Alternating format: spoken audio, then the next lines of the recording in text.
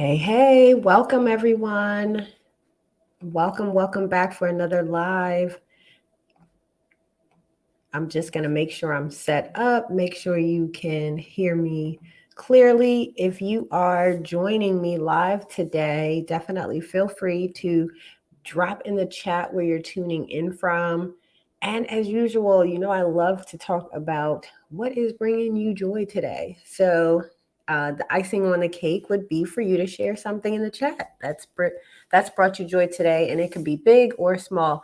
So, I just want to ask this also question is, are you tired of drowning in the sea of the repetitive tasks that eat up your precious time and resources? Well, you have come to the right place.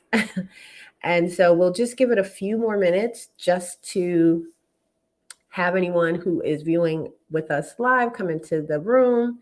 And again, it's a safe space. We welcome the replay watchers as well. So if you are joining me on the replay, definitely feel free to type in the chat #replay. So if you are new here or if you're returning, I like to give like a lay of the land. So currently we do these lives on the last Wednesday of the month, and I do them in a few different formats. So it could be a monthly recap, maybe a Q&A, or even a live session just to expand on the topics that we have touched upon in the month.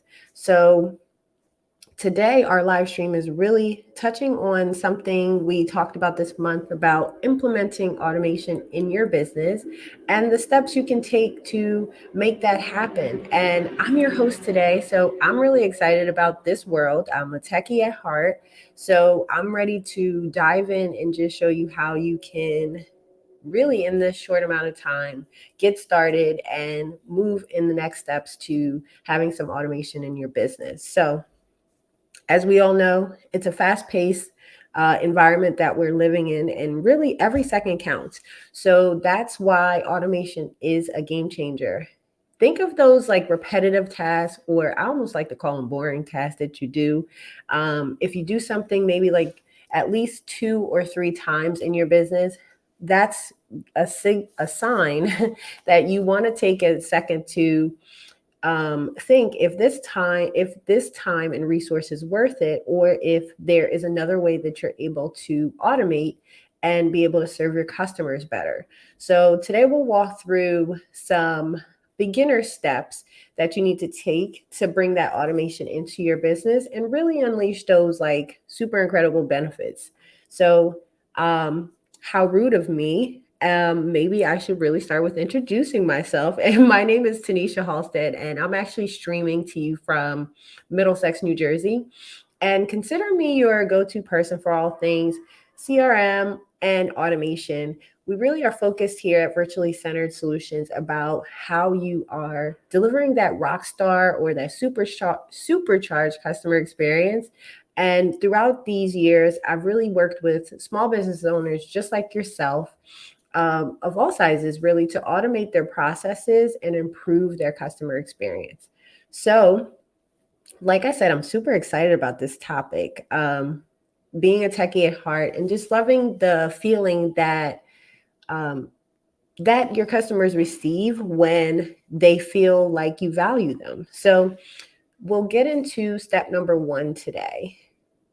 And step number one is actually identifying areas for automation. So, as I talked about earlier, if you're doing something maybe 2 to 3 times consistently, um, you might want to take the time to slow down and figure out if you found a hidden gem in your business. So take a look at those repetitive tasks that eat up your time. Think of things like data entry, invoicing, or even customer service queues. These tasks are perfect candidates for implementing automation. So really by handing them over to technology, you're able to reclaim your time, your energy, and most importantly, go back to that valuable thing that brought you into business in the first place.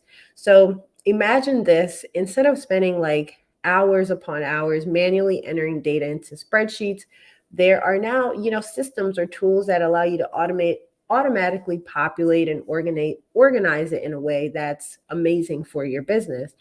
Or you may be thinking like, what are some things that I do repetitively? You can do a simple brain dump inside of something like a Google Doc or a Google spreadsheet that will have the name of the task, and then just slowly break down little by little what you're doing. And then you're able to just track and see by that, then you can pinpoint and identify those areas where you can automate. So now we'll jump into step number two. So, step number two is really then after you've uh, identified those areas for automation, it's really thinking about, okay, now let me find the right tool. We live in this day and age where there are so many tools out there. There's thousands popping up, probably even more popping up daily. So you want to be able to choose the right tool. Now, we pinpointed the task, and as you're checking out tools, you want to consider things like the cost. You want to consider, is it easy to use? And you also want to think of scalability when you're choosing this right tool. So things to consider, like when I talk about scalability, I'm talking about, say for instance, you're wanting to improve your email marketing game, and you're looking at email marketing software, some of them out there like ConvertKit, like Active Campaign, or those type of softwares. You really want to set up that automated campaign to be able to target your audiences, create email sequences such as like nurturing, where you're welcoming clients after they, or welcoming leads after they've downloaded a freebie, or maybe this is actually your client and you're onboarding them, so you have an onboarding sequence of emails. So really you want to think about, like, in picking this tool, you want to think it make sure it has like wiggle room to be able to grow with you. So say you have an email service now where there's only a couple hundred contacts in there. The goal really is to grow your email list. So you want to make sure that this tool will allow you to grow instead of you having to switch back and forth so frequently. So next, we'll jump into step number three. And step number three is, after we've now identified the areas for automation, we have chosen a tool that we will try, and considering that that is the right tool to automate with. Next, step number three is we want to plan your automation strategy. So one of the biggest things too is, like, we will get a tool, we'll jump right into it, and we don't start with a plan or the end in mind. So it's almost like reverse engineering and being able to plug back to say, before you take that leap, think of a plan or a strategy as your secret weapon. It's where you're able to, I don't know if you've heard, or if you haven't heard before, create like a project plan. And this really helps you to get that timeline in place. And it allows you to set things like budgets. Think of, like, for instance, if you're hiring a consultant, or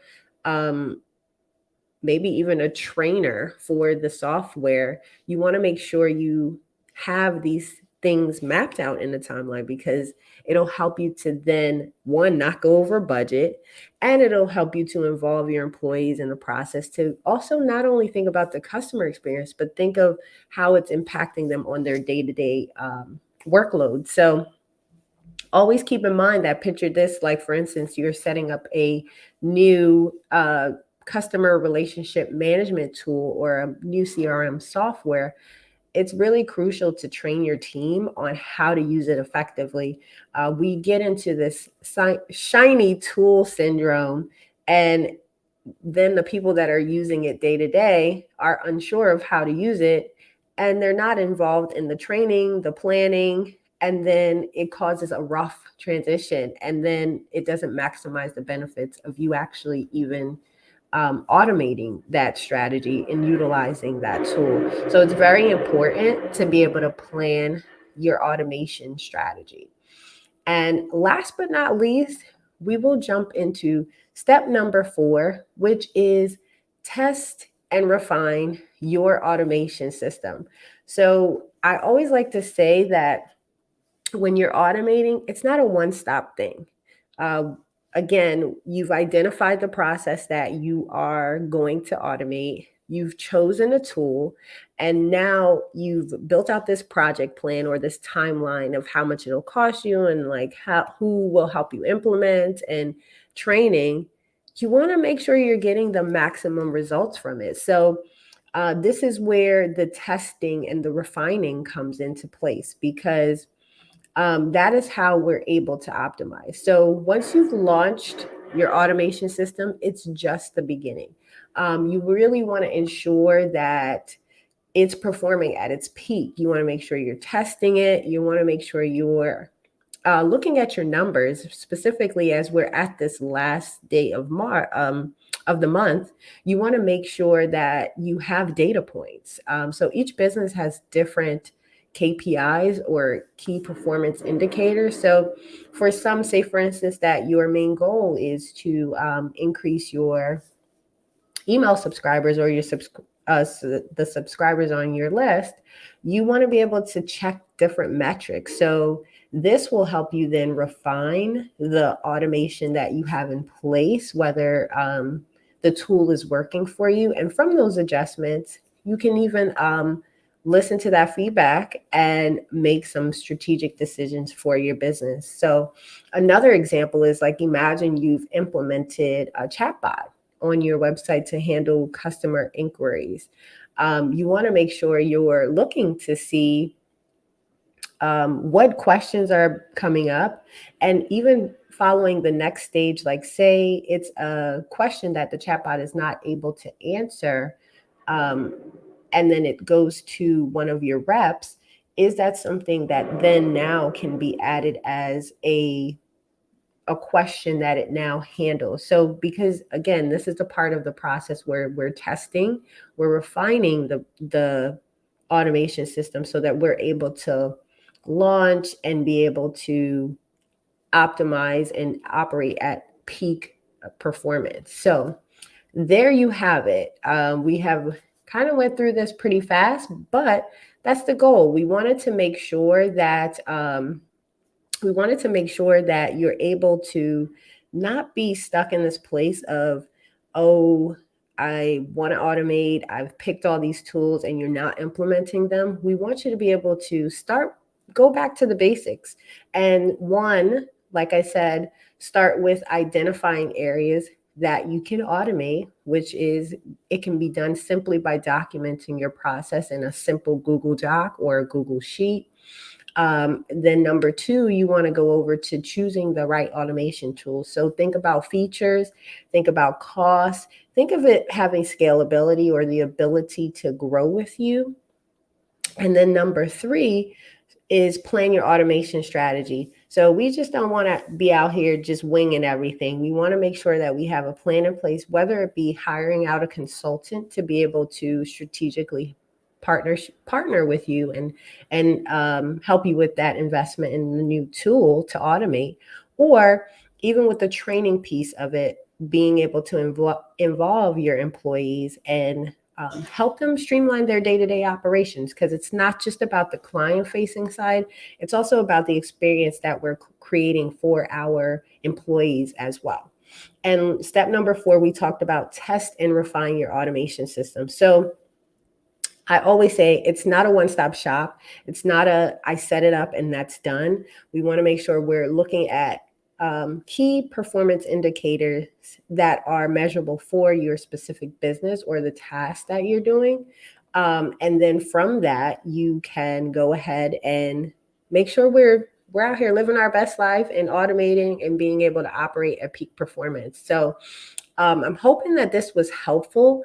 If there is a topic or a piece of something that I talked about today that you'd like me to dive in deeper with, definitely feel free to drop it in the comments. You can also, whether you're watching this live or on the replay, you can drop it in the comments, and the team and I will be sure to respond to you and get back to you in regards to either creating new content for what you've requested or personally responding to you. So I'm hoping that by implementing automation into your business, you'll see that it unlocks a whole new world of efficiency, the whole productivity piece, and let's talk about the saving of the bag. So, by following these steps, you'll be well on your way to automation success. So, don't let yourself feel left in the dust.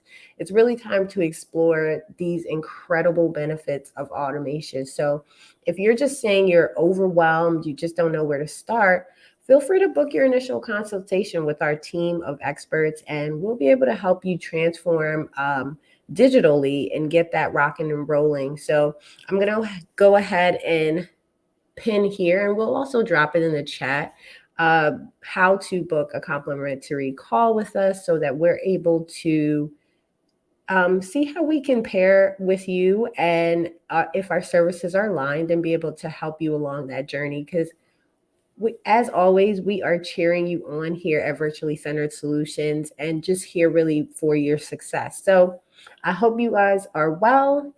Hope you enjoy the rest of your day, and talk to you soon.